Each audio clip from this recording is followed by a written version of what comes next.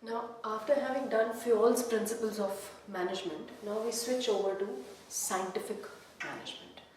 Now, what is scientific management? It is basically knowing exactly what you want your men to do and seeing to it that they do it in the best and cheapest way.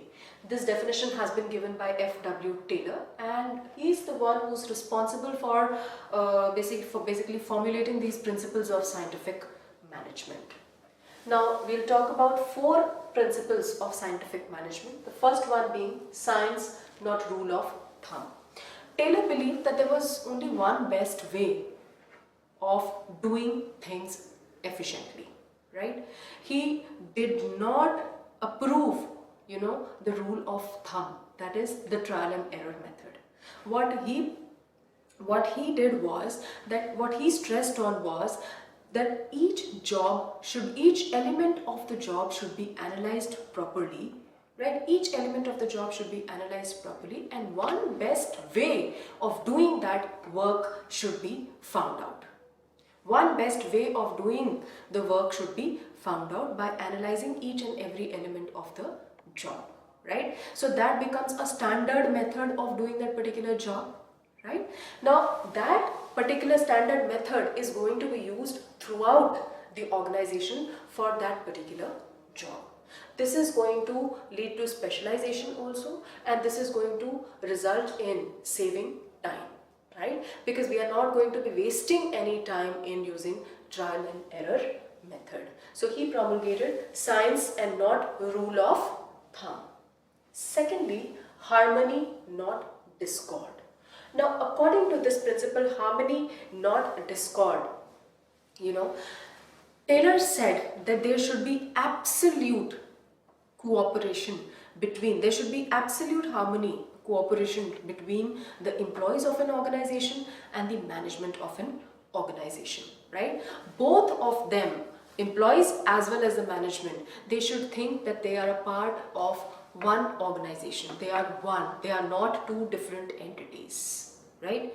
There is a need for a complete mental revolution. That is a complete change in thought process or thinking on part of the employees as well as on part of the management, right? Like we gave the previous example also, that in formulating the policies, if the management, while formulating the policies and goals and objectives of an organization, if management involves the employees during that process, so it will become employees are going to be feeling a part of the organization. They will feel more connected to the organization, and there will not be management will not face much of a problem in implementation of those policies. Why? Because those policies were established or were framed with the consent of the employees, by equal involvement of the employees was there, right? So there has to be harmony. They should not be working at cross purposes. They should not be working at cross purposes. Both of them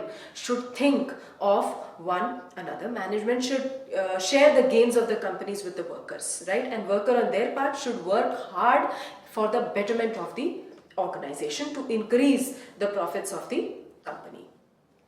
Next principle that is there is cooperation and not individualism. This means that there should be complete cooperation between the management and the labor instead of individualism. Competition should be replaced by cooperation. There shouldn't be any kind of competition between the management and the laborers, right? There should be a complete cooperation between the management and the laborers of a particular organization, right? This is just cooperation and not individualism. This is just an extension of the previous principle, that is harmony and not discord, right? For all important decisions taken by the management, workers should be taken into confidence, and at the same time, workers should not go on strikes and make demands which the management will not be able to fulfill. Workers should also put forth their demands, keeping the organizational interest in mind, right? Because we know that at all points of times it is for the betterment of the organization that all the decisions are to be taken, right? There should be an open there should be open communication between the management and the workers. The management should be able to communicate with the workers that right now the organization is not in a good financial position to be able to meet your expectations. So you need to cooperate with us, right? In the same way, the workers should also, feel comfortable enough to put forth their problems in front of the management, right? That these are our grievances and these are the reasons why we are not happy in this organization and these are our demands, right? So there has to be a two-way communication process. It's very important. Last principle, that is development of each and every person to his or her greatest efficiency. Now, for this development of each and every person to his greatest efficiency, Taylor says that every person should be scientifically selected. Now, what does he mean when he says that each and every person should be scientifically selected? After you have scientifically analyzed each and every element of the job and you found out that this is the standard procedure for doing the job, keeping that in mind, you should select just the right person who will be able to perform that job in the best possible manner. By doing so, you are going to enable that person to work to his greatest efficiency, right? Only if you are going to select the right person for the right job, that you will be able to help him to reach to his greatest efficiency, right? Efficient employees will be able to produce more and earn more, and this will ensure greatest efficiency and prosperity for both employees as well as the companies. Now, this was all about the principles of management. Children, be very careful that many a times you confuse the principles of scientific management with the techniques of scientific management. Principles of scientific management, there are only 4 principles we've learned. That is science, not rule of thumb; harmony, not discord; cooperation, not individualism; and development of each and every employee to his greatest efficiency. Now, coming to the techniques of scientific management. The first technique that we talk about here is functional foremanship. Now, just I'd like to repeat over here that these principles of scientific management, they are meant basically for the operational or supervisory level of management, unlike the 𝗟𝗃𝘁 principles of management, which were mainly meant for the administration, right? Now, according to 𝗟𝗃𝘁, a factory manager, a foreman, a factory foreman, okay, he must possess the qualities of intelligence, education, tact, judgment, special knowledge, honesty, energy, and good health.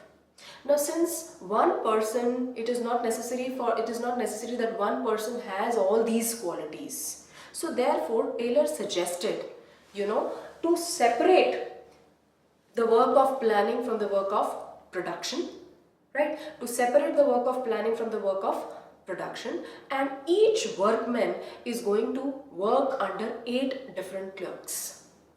Okay? Each worker is going to work under 8 different clerks. I said the job of planning is separated from the job of production. Now, there's going to be a planning in charge and there's going to be a production in charge. Under the planning in charge, there are 4 different clerks we have.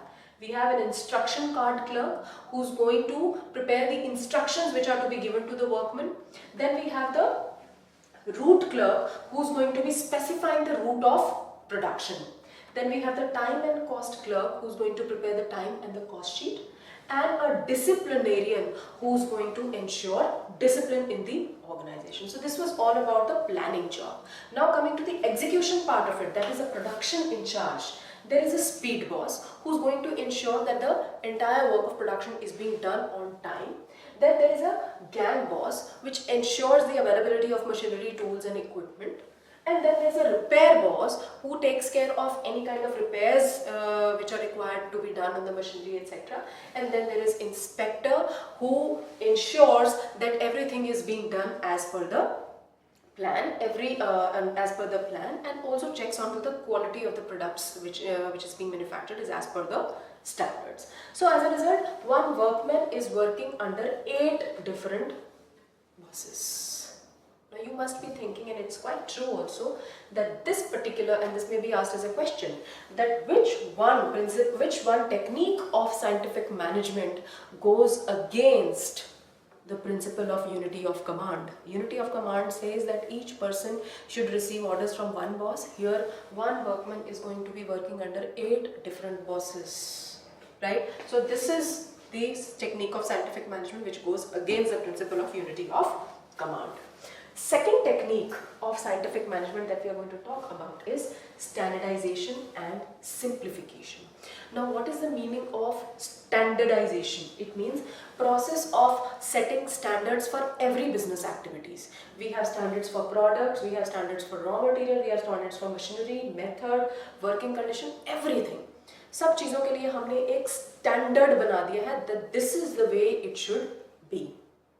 Now, this is going to result in saving of time, right? Again, there's going to be specialization, there's going to be cost cutting, right?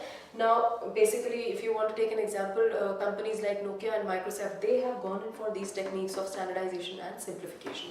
You have standard sizes, you have standard colors, right? And you have standard manufacturing processes. Right? After the job has been scientifically analyzed, after the job has been scientifically analyzed, you develop a standard procedure by which the product is going to be manufactured. That product which has been manufactured must meet the standards, pre-established standards of a product, right? Now, what are the objectives of standardization? To reduce a product to fixed types, sizes and characteristics, to establish standards of excellence and good quality, right? To establish standards of performance of men and machines. This was about standardization. Then coming to simplification. Simplification basically means removing unnecessary diversity of product. If you look at Nokia, right? They are only into mobiles. There is no diversity of products, right? If you talk about Samsung, there is no simplification, right? They are into mobiles also, they are into television also, they are into washing machines also, right? There are so many other things that they have. There are different product lines that they have entered into. Simplification means that removing unnecessary diversity of product, rather sticking to one line of limited line of product. This leads to saving in cost of labor, machines and tools. जितनी कम line of products होगी आपके पास, उतना आपको कम machinery और equipment लाना पड़ेगा, right? This will also result in saving of cost of labor. Labor भी उतनी कम. The third technique of scientific management that we are going to talk about today is work study, and which has 4 elements: method study, motion study, time study and fatigue study.